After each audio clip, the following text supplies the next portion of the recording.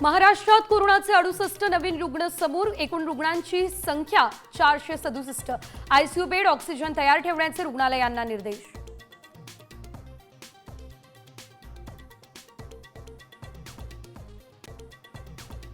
वसईमध्ये कोरोनाचा पहिला बळी, तर सातारा जिल्ह्यात कोरोनामुळे एकाचा मृत्यू, 2 जणांना कोरोनाची लागण।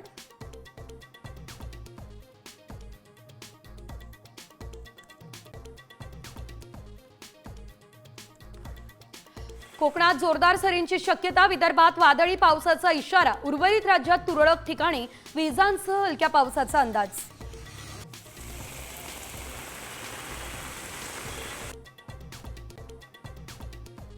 मध्य आणि हार्बर मार्गावर मेगा ब्लॉक, लोकल गाड्यांच्या वेळापत्रकात बदल, प्रवाशांचे होणार हाल।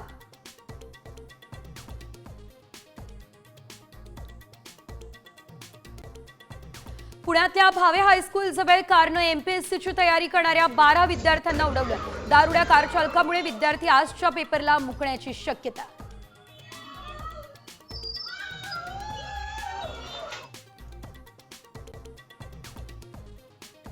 एक कांदा चक्क 1 किलोचा आणि एक रात 13 टन उत्पादन, नितीन गडकरींच्या पत्नी कांचन गडकरींचा अनोखा प्रयोग।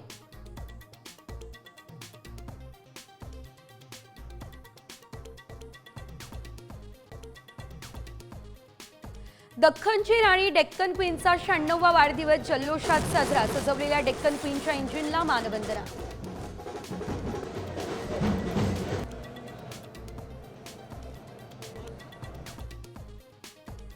रुखवतासाठी वैष्णवीच्या वडिलांनी 1 लाखांचा चेक आणि 50,000 रोख दिले, सामाजिक कार्यकर्त्या अंजली दमानी यांचा आरोप।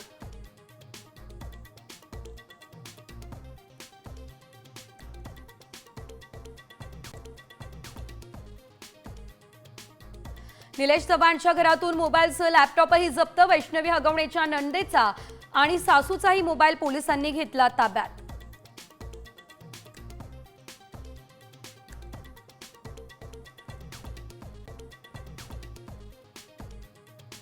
व्यावसायिक वापराच्या सिलेंडरचे दर 24 रुपयांनी घटले, सलग दुसऱ्या महिन्यात व्यावसायिक वापराच्या सिलेंडरच्या दरात मोठी घसरण।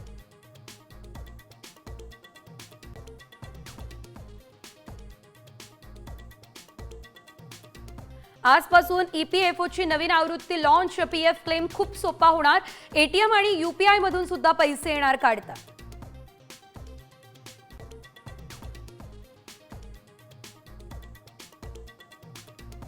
मोफत आधार अपडेट सुविधा संपली, अपडेटसाठी 50 रुपये मोजावे लागणार। यूपीआय पेमेंट करताना वापरकर्त्याला फक्त बँकिंग नाव दिसणार।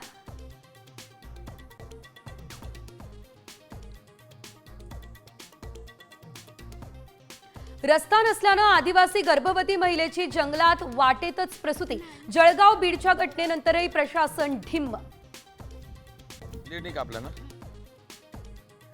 आयपीएलची आज दुसरी क्वालिफायर, मुंबई पंजाब यांच्यामध्ये रंगणार तगडी लढत, जिंकणारा संघ 3 जूनला फायनलमध्ये आरसीबी सोबत भिडणार।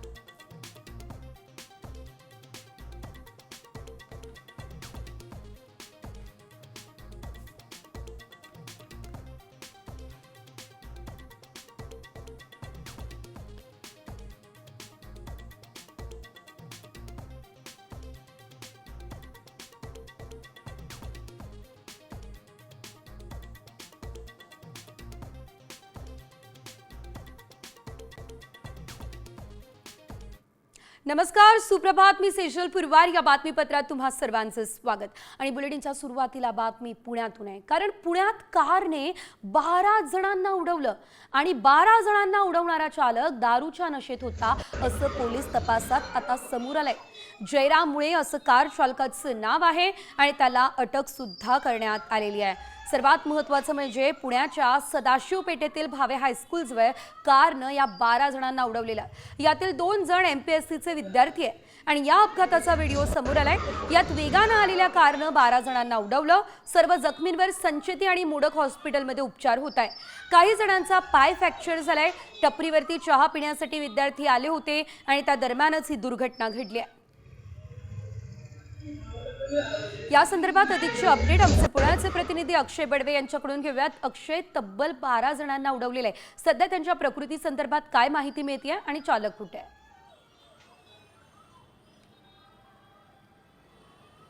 निश्चितपणे काल आपण संध्याकाळी पाहिलं तर पुण्यातील सदाशिव पेठेत एका भरधाव वेगात आलेल्या गाडीने तब्बल 12 जणांना उडवलं होतं. मी सध्या पुण्यातील विश्रामबाग पोलीस ठाण्यामध्ये आहे आणि ज्या ठिकाणी या चालकाला खरं तर काल रात्री ताब्यात घेण्यात आलं होतं, त्याला अटक करण्यात आली. आणि धक्कादायक बाब म्हणजे हा कार चालक जो आहे तो दारूच्या नशेत होता, हे आता वैद्यकीय चाचणीनंतर स्पष्ट झालेलं आहे. आपण जर गाडी पाहिली तर ही तीच गाडी आहे ज्या गाडीने खरं तर जो रत्नाकर मुळे नावाचा चालक आहे त्याने 12 जणांना उडवलं होतं. या गाडीचा आपण जर सगळा आत्ताचा लुक बघितला तर या सगळ्याच्या गाडीच्या बॉनेटवर चहाचे सगळे जे थोटकं आहेत ते देखील आपल्याला या ठिकाणी पडलेलं पाहायला मिळतंय. कारण सदाशिव पेठेत एका चहाच्या टपरीवर तब्बल 12 ते 15 जण चहा पिण्यासाठी उभे असताना या कार चालकाने थेट त्यांच्या अंगावर गाडी घातल्यामुळे सगळ्या हातातले चहाचे ग्लास आहेत ते या गाड्यांवर पडले आणि सगळा चहा जो आहे तो या गाडीवर पडल्याचं आपल्याला पाहायला मिळतंय. त्यानंतर या चालकाला ताब्यात घेण्यात आलं आणि त्याची वैद्यकीय चाचणी जेव्हा करण्यात आली तेव्हा धक्कादायक बाब जेव्हा आढळून आलेली आहे, तो कार चालक जो आहे तो दारूच्या नशेत होता.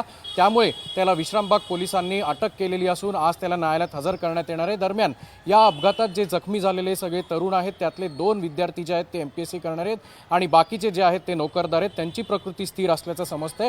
मात्र हा चालक दारूच्या नशेत असल्याने अत्यंत वर्दळीच्या भागात हा आलाच कसा, असा प्रश्न जो आहे तो देखील आता उपस्थित होताना पाहायला मिळतोय. त्यामुळे न्यायालय याला काय शिक्षा देतं हे पाहणं देखील आज महत्त्वाचं ठरेल. निश्चितच न्यायालयाच्या शिक्षेसंदर्भात देखील अपडेट तुमच्याकडून घेऊनच तुर्तास धन्यवाद दिलेल्या आहेत सर्व अपडेटसाठी.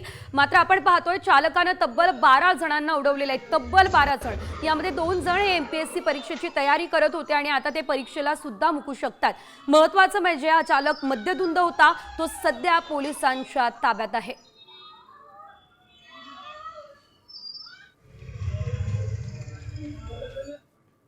तर उपमुख्यमंत्री एकनाथ शिंदे यांनी जखमी विद्यार्थ्यांसोबत संवाद साधलाय. यावेळी सर्वतोपरी मदतीचं एकनाथ शिंदेंनी आश्वासन दिलंय.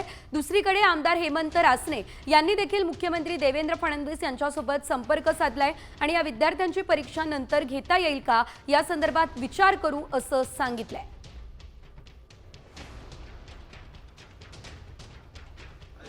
आणि जर म्हणजे कसं 12 ते म्हणजे मला आता एक्झॅक्ट नाही पण 14-15 जण तर माझ्यासमोर ते उचलत नव्हते नाही का.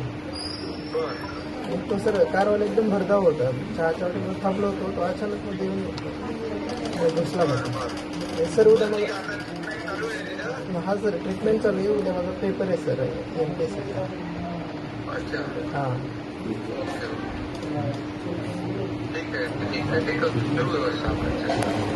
हॉस्पिटलमध्ये मी डॉक्टरांशी पण बोलतो आणि काय मदत लागेल हां सर. हां हॅलो, एकनाथ शिंदे बोलताय विद्यार्थ्याशी. हो साहेब, हो बघतो. हो चालेल सर, थँक्यू. मोडक डॉक्टर म्हणून आहे डॉक्टर इथे. आणि यानंतर पुढे बघूयात एक ब्रेकिंग न्यूज. घटस्फोटित मैत्रिणीमुळे निलेश चव्हाणचं लोकेशन मिळालं अशी माहिती आहे, पण या प्रकरणाशी तिचा संबंध नाही असं सुद्धा आढळलेलं आहे.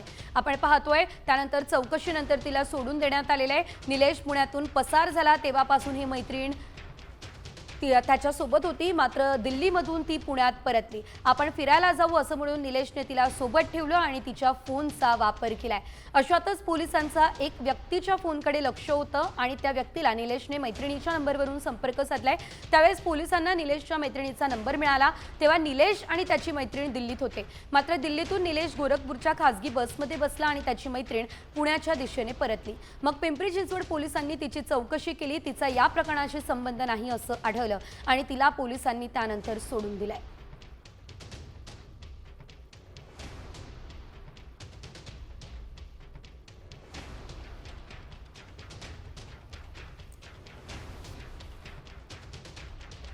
तर वैष्णवी आत्महत्या प्रकरणातील निलेश चव्हाणच्या कर्वेनगरच्या घरातून 2 मोबाईल फोन जप्त करण्यात आले. वैष्णवी हगवणे हिची सासू लता हगवणे आणि करिश्मा हगवणे या दोघींचे देखील मोबाईल जे आहेत ते निलेश चव्हाण याच्याकडे होते, तेही जप्त केल्याची माहिती आता मिळते आहे. हगवणेंचे मोबाईल आता जप्त झाले आहे आणि ते देखील निलेशच्याच घरातून जप्त झालेले आहे. निलेश चव्हाण हा जो व्यक्ती आहे तो प्रत्येक भांडणामध्ये मध्यस्थी करायचा असं या दरम्यान जी हगवणेंची मोठी सून आहे तिनं सांगितलेलं होतं आणि या प्रकरणामध्ये सुद्धा निलेश चव्हाण याचा हात होता. आणि आता जे धाकेदोरे सर्व सापडत आहेत ते निलेश चव्हाणच्याच अवतीभवती सापडत आहेत. यानंतर एक ब्रेकिंग न्यूज. आरपीएफ जवानाच्या सावधानतेनं प्रवाशाला जीवनदान मिळालं. बघा, चालत्या एक्सप्रेस ट्रेनमधून एक प्रवासी ट्रेन आणि प्लॅटफॉर्मच्या गॅपमध्ये पडला. यावेळेस ड्युटीवर असलेले आरपीएफ कॉन्स्टेबल राम नारायण सिंह यांनी प्रवाशाला वेळीच मागे खेचलं. या कॉन्स्टेबलच्या धाडसाचं सर्वत्र कौतुक होतंय. ही घटना काल लोकमान्य टिळक टर्मिनस स्थानकावर घडली आहे.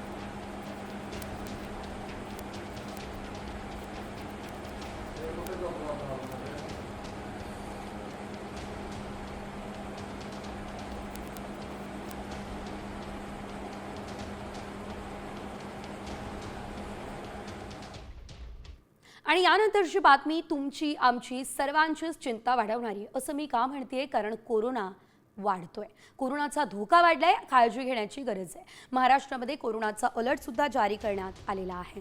तर 24 तासात देशातील नवीन रुग्णांमुळे प्रशासन हाय अलर्टवर गेलंय. महाराष्ट्रामध्ये 68 नवीन रुग्ण समोर आलेले आहेत. राज्यातील एकूण सक्रिय रुग्णांची संख्या 467 झाली आहे. आरोग्य विभागानं सर्व रुग्णालयांना आयसीयू बेड, ऑक्सिजन आणि अन्य संसाधनं तयार ठेवण्याचे निर्देश दिले. यासह नागरिकांना मास्क घालणं, सामाजिक अंतर राखणं आणि वारंवार हात धुणं असा सल्लाही दिलाय.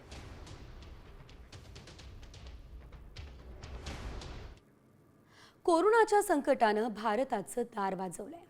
भारतातील कोरोना रुग्णांची संख्या 3000च्याही पुढे गेली आहे. मात्र कोणत्या राज्याला आपण पाहतोय कोरोनाचा सर्वात जास्त धोका आहे? या रिपोर्टच्या माध्यमातून जाणून घेऊयात. कोरोना संकट वाढलं. महाराष्ट्रात रुग्णसंख्या 400च्या पार.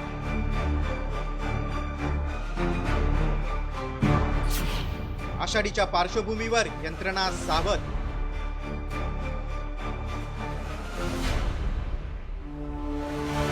भारतात कोरोना रुग्णांची संख्या झपाट्यानं वाढते, त्यामुळे आरोग्य यंत्रणेचं टेन्शन वाढलंय. देशात आतापर्यंत 3395 कोरोना रुग्ण आढळलेत. दिल्लीत या वर्षातला पहिल्या कोरोना रुग्णाचा मृत्यू झाला. राजधानी दिल्लीत रुग्णसंख्या 294 वर जाऊन पोहोचली आहे. तर महाराष्ट्रातही कोरोनाच्या सक्रिय रुग्णांची संख्या 400च्या पुढे गेली आहे. सार्वजनिक आरोग्य विभागाच्या माहितीनुसार महाराष्ट्रात कोविड-19चे 84 नवीन रुग्ण आढळले. त्यामुळे गेल्या 15 दिवसात राज्यात नोंद झालेल्या कोरोना संसर्गाची एकूण रुग्णसंख्या 681 झाली.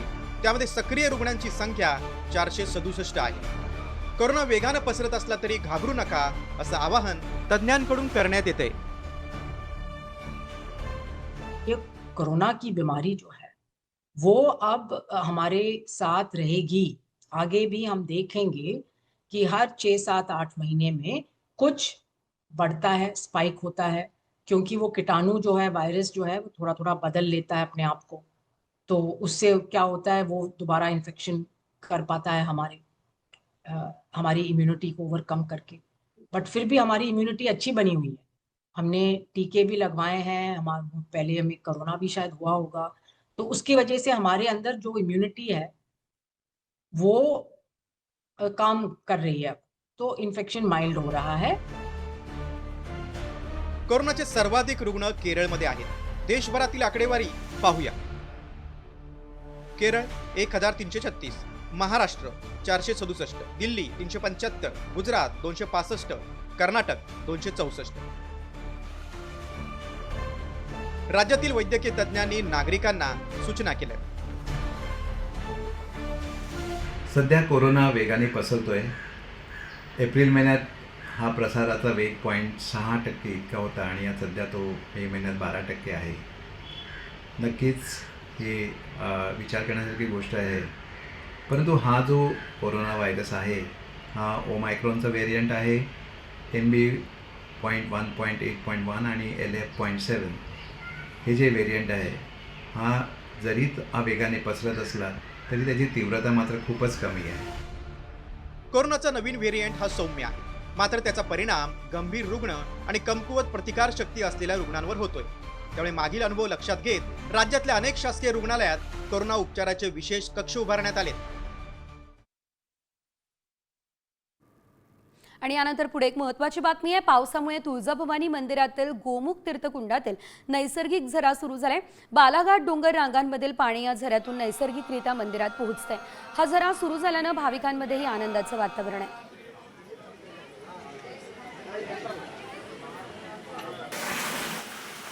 नैसर्गिक झरा सुरू झाल्यानं या ठिकाणी गोमुख तीर्थकुंड जे आहे ते हे वाहताना दिसतंय आणि त्यामुळे भाविक सुद्धा आनंदात असल्याचं आपल्याला पाहायला मिळतं. एक विशेष असं महत्त्व खरं तर या तीर्थकुंडाचं आहे आणि सध्या आपण जर बघितलं तर हा नैसर्गिक झरा जो आहे तो सुरू झालेला आहे.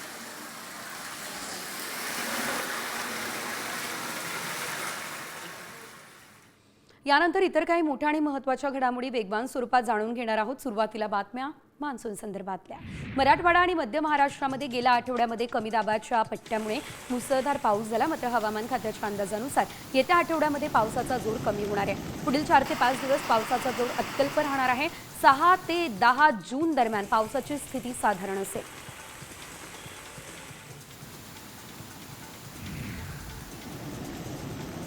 कोकण किनारपट्टीवरील कमी दाबाचं क्षेत्र विरल्यानं आता पावसाचा जोर ओसरलेला आहे. हवामान खात्याच्या अंदाजानुसार पुढील 24 तासात कमी दाबाचा प्रभाव आणखी कमी होईल. त्यामुळे कोकणात पुढील 3 दिवस केवळ तुरळक पाऊस पडण्याची शक्यता आहे.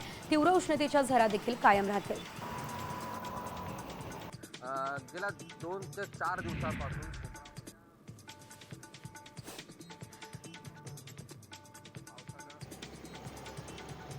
तुळजापूरमधील नळदुर्गच्या ऐतिहासिक भुईकोट किल्ल्यातील मादी धबधबा हा प्रवाहित झालेला आहे. तर सततच्या पावसामुळे बोरी धरण पाणलोट क्षेत्रामध्ये पाणी पातळी वाढली आहे. हे पाणी जवळपास 70 ते 100 फूट खाली फेसाळत जाऊन आदळत आहे. मुसळधार 3 ते 4 दिवसांपासून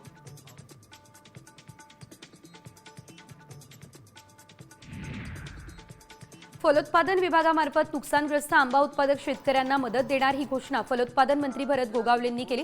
गेल्या काही दिवसांमध्ये राज्यात झालेल्या मुसळधार पावसामुळे आंबा उत्पादक शेतकरी संकटात सापडले असल्याचं कळत आहे.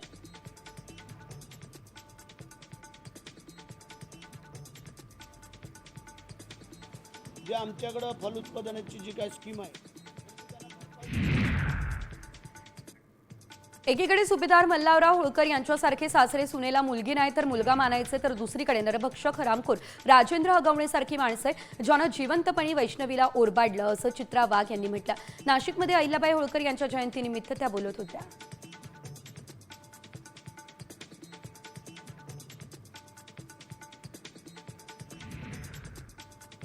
वैष्णवीच्या लग्नाचा रुखवत हा जालेंदर सुपेकर यांच्या पत्नीनं तयार केला होता आणि त्यासाठी कसपटे कुटुंबियांकडून त्यांनी 1,50,000 रुपये घेतले होते असा दावा सामाजिक कार्यकर्त्या अंजली दमानिया यांनी केलाय. जालेंदर सुपेकर यांची पत्नी यांनीच हा रुखवत बनवलाय असं कसपटेंनी सांगितलंय.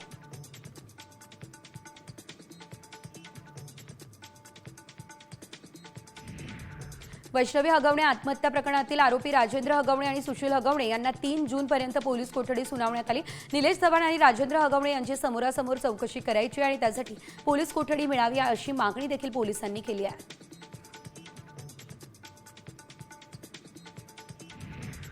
वैष्णवीच्या पायाची हेळसांड करणाऱ्या निलेश चव्हाणला 3 जूनपर्यंत पोलीस कोठडी सुनावण्यात आली आहे. गेले 10 दिवस पोलिसांना गुंगारा देणाऱ्या निलेशला नेपाळच्या बॉर्डरवर बेड्या ठोकण्यात आल्या. तर निलेश चव्हाण यांच्याकडे वैष्णवीचं बाळ कसं गेलं त्याचा तपास करायचा आहे. कसपटेंना धमकावण्यासाठी वापरलेली बंदूकही जप्त करायची आहे अशी माहिती आहे.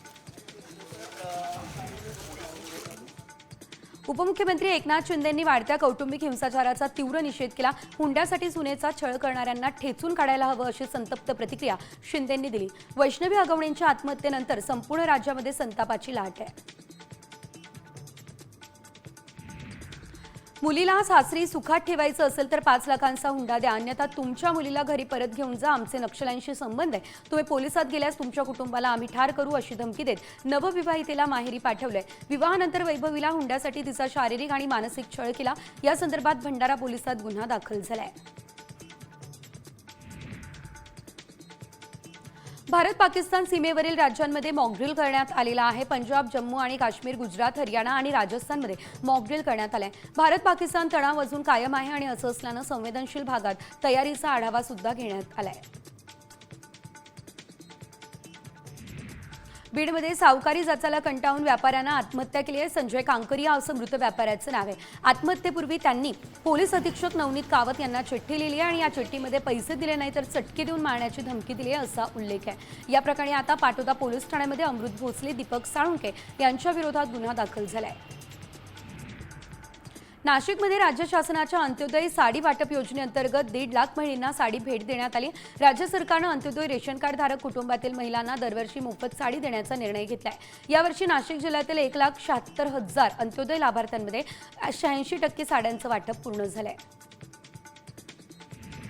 नागपूरमधील हजारो नागरिकांकडून इंदोरातील उत्थान नागरी सहकारी पतसंस्थेमध्ये ठेवलेला पैसा अडचणीत आला आणि या संस्थेमध्ये कोट्यवधींचा घोटाळा झाल्याचं समोर आलं. त्यामुळे नागरिकांचा पैसा पाण्यात गेला काय हा प्रश्न अनुत्तरित आहे. पोलिसांकडून या प्रकरणामध्ये 21 जणांविरोधात फसवणुकीचा गुन्हा दाखल झालाय. कूलरच्या हवेवरून एका लग्नात तुफान राडा झाला. वऱ्हाडींनी हाणामारी करत खुर्च्या फेकून मारल्या. यावेळेस काहींनी मारामारी करताना शिवीगाळ केली. क्षुल्लक कारणावरून झालेल्या वादाचं रूपांतर हाणामारीमध्ये झालं आणि लग्नात बघता बघता सगळेच एकमेकांना मारू लागले. हा संपूर्ण प्रकार उत्तर प्रदेशच्या झाशीमध्ये घडला.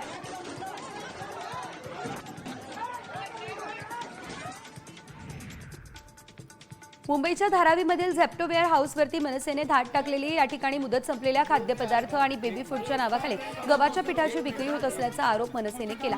याबाबत महिला कर्मचाऱ्याला जाब विचारला. त्यानंतर महिला कर्मचाऱ्याची मुजोरी बघायला मिळाली. मनसैनिकांनी त्यांच्या स्टाईलने नंतर उत्तर दिलं. धाराशिवच्या भानुनगरमध्ये तरुणांनी रस्त्यावरती कपडे काढून अंगप्रदर्शन केलं, ज्यामुळे रस्त्यावरून जाणाऱ्या येणाऱ्या नागरिकांमध्ये अस्वस्थता आणि नाराजी देखील बघायला मिळाली. या प्रकारामुळे सार्वजनिक शिस्तीचा आणि नैतिकतेचा प्रश्न पुन्हा ऐरणीवर आला.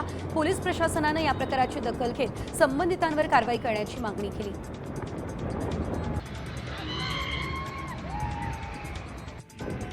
पुण्यात मंदिरातील दानपेटी चोरणाऱ्या चोरट्याला पोलिसांनी अटक केली आहे. महादेव गिरमकर असं चोरी करणाऱ्या आरोपीचं नाव आहे. चोरी दरम्यान 38,400 रुपये मंदिरामध्ये चोरी करण्यात आली. या प्रकरणी पोलीस अधिकचा तपास करत आहेत.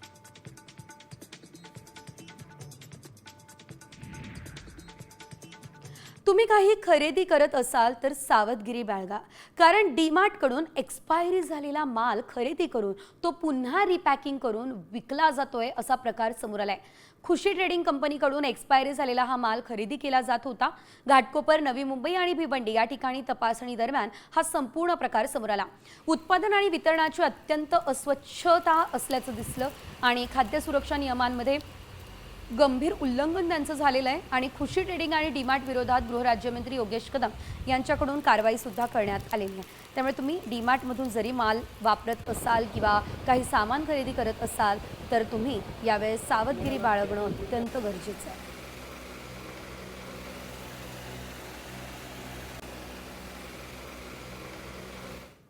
राज्यामध्ये पावसानं थोडी विश्रांती घेतली. मात्र आज कोकण आणि विदर्भाला पावसाचा येलो अलर्ट आहे. कोकणातील रायगड, रत्नागिरी आणि सिंधुदुर्ग जिल्ह्यात जोरदार सरींची शक्यता आहे. तर विदर्भातील अमरावती, वर्धा, यवतमाळ, भंडारा, गोंदिया आणि गडचिरोली या जिल्ह्यांमध्ये विजांसह वादळी पावसाचा अंदाज आहे. भंडारा, गोंदिया या ठिकाणी देखील आता हा पावसाचा अंदाज व्यक्त करण्यात आलाय. उर्वरित राज्यामध्ये विजांसह हलक्या पावसाचा अंदाज हवामान विभागानं व्यक्त केला आहे.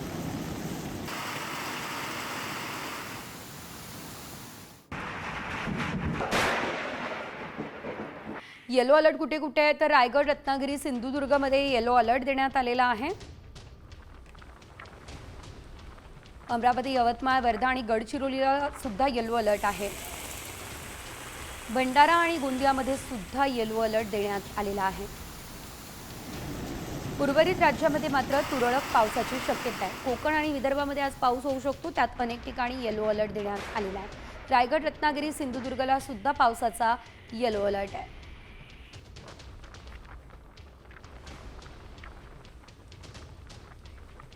महत्त्वाची बातमी आणि आनंदाची आहे, कारण भारतीयांची बुलेट ट्रेनची प्रतीक्षा आता संपणार आहे. कारण मुंबई अहमदाबाद बुलेट ट्रेनची जपानमध्ये चाचणी सुरू झाली आहे. भारतातील पहिली बुलेट ट्रेन सेवा सुरू करण्याच्या दिशेने हे एक मोठं पाऊल असेल.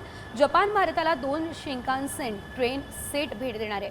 एक बुलेट ट्रेन E5 मालिका आहे आणि एक E3 मालिका आहे. या गाड्या 2026च्या सुरुवातीला भारतात पोहोचवल्या जाणार आहेत.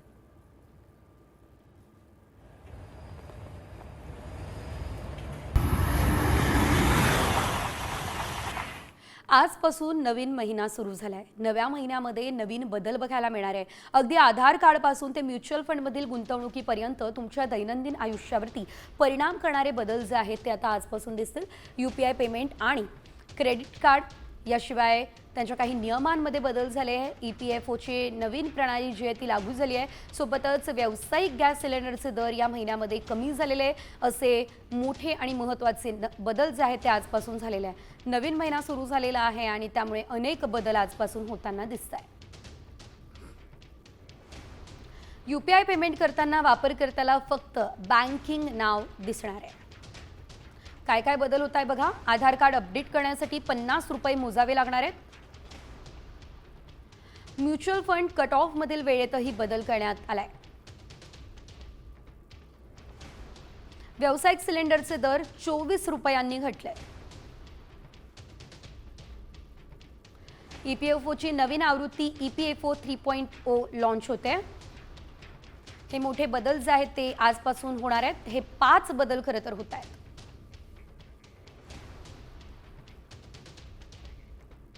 दख्खनची राणी आता 95 वर्षांची झाली आहे. होय, पुणे स्टेशनवर केक कापण्यात आलाय. वाढदिवसही साजरा झालाय. डेक्कन क्वीनला आकर्षक अशी फुलांची सजावट सुद्धा करण्यात आलेली आहे. डेक्कन क्वीन मुंबई पुणे दरम्यान धावणारी मध्य रेल्वेची गाडी आहे. 1930 साली ही ट्रेन सुरू झाली होती.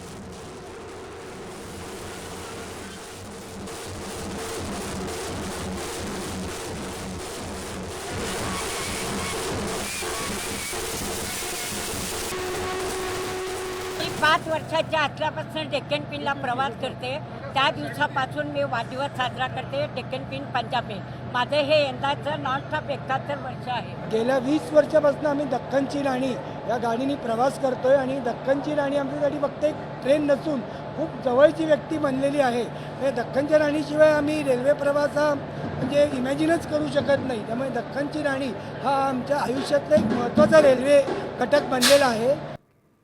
आणि यानंतर इतर काही मोठ्या आणि महत्त्वाच्या बातम्या वेगवान स्वरूपात. आज मध्य आणि हार्बर मार्गावरती मेगा ब्लॉक असणारे CSMT ते विद्याविहार आणि CSMT ते चुनापट्टी बांद्रे दरम्यान मध्य रेल्वेने मेगा ब्लॉक घेतलाय. या वेळेत रेल्वे रुळांसह सिग्नलची देखभाल दुरुस्तीची कामं केली जातील. त्यामुळे काही लोकल फेऱ्या रद्द देखील होणार आहेत. काही विलंबानं धावणार आहेत.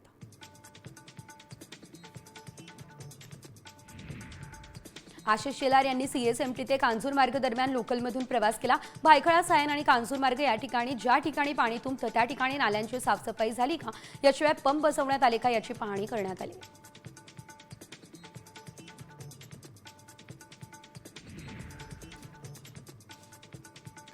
नुकत्याच 10वी आणि 12वीत उत्तीर्ण झालेल्या विद्यार्थ्यांना योग्य करिअर मार्गदर्शन मिळावं यासाठी सकाळ माध्यम समूहानं सकाळ विद्या एज्युकेशन एक्स्पो आयोजित केला.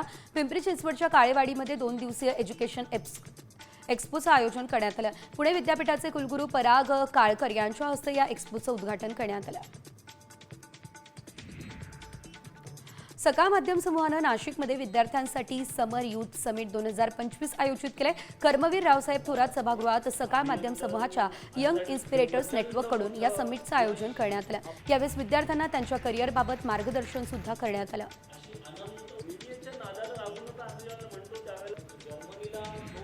महाबळेश्वरच्या पायथ्याला नवीन महाबळेश्वर बसवण्याचं काम ते सध्या सुरू आहे. MMRDA कडून या नवीन प्रकल्पाचं काम हाती घेतलं जाते. याशिवाय या कामांचा उपमुख्यमंत्री एकनाथ शिंदे यांनी आढावा घेतलाय. यात आधी 235 तर आता 294 गावं नव्यानं समाविष्ट करण्यात आली आहे, अशी माहिती त्यांनी दिली आहे. मुंबई आणि पुणे या शहरातील अंतर आणखी कमी करण्यासाठी एक नवीन प्रकल्प उभारला जातो. या प्रकल्पामुळे वाहतूक कोंडी फुटणार आहे. याशिवाय या महामार्गावरील मिसिंग लिंकच्या व्हर्टिकल ब्रिजचं काम सध्या सुरू आहे. तर हे काम येत्या डिसेंबर अखेरपर्यंत पूर्ण होणार आहे. त्यानंतर तो प्रवाशांसाठी खुला होईल.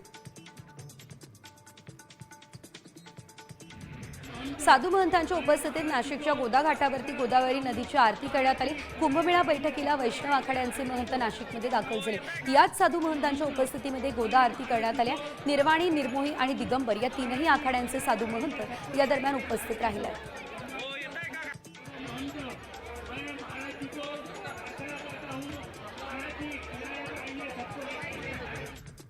आणि यानंतर बघूयात एक ब्रेकिंग न्यूज. बांगलादेशच्या माजी पंतप्रधान शेख हसीना यांच्यावरील खटल्याची आजपासून सुनावणी होणार आहे. बांगलादेशचं आंतरराष्ट्रीय गुन्हे न्यायाधिकरण सुनावणी करणार आहे. या सुनावणीचं बांगलादेशच्या सरकारी टीव्हीवरती थेट प्रक्षेपणही केलं जाईल. आरक्षणावरून सुरू असलेल्या या हिंसाचाराच्या दरम्यान ढाक्यात पोलिसांच्या गोळीबारामध्ये किराणा दुकानदाराचा मृत्यू झाला होता. या प्रकरणामध्ये माजी पंतप्रधान हसीना आणि इतर 6 जणांना आरोपी करण्यात आले. शेख हसीना यांच्यावरती जनद्रोहाचा आरोपही करण्यात आलेला आहे. एकंदरीत आपण जर बघितलं तर आता आजपासून ही सुनावणी होणार आहे. शेख हसीना यांच्यावरती जो खटला दाखल झालेला आहे त्या प्रकरणामध्ये आता ही सुनावणी होणार आहे. जनद्रोहाचा जो आरोप आहे तो करण्यात आलेला होता आणि त्यानंतर या आरोपांसाठी मृत्यूदंडापर्यंतची देखील शिक्षा होऊ शकते. मात्र आता या खटल्या दरम्यान, या सुनावणी दरम्यान नेमकं काय होतं हे बघणं महत्त्वाचं असणार आहे.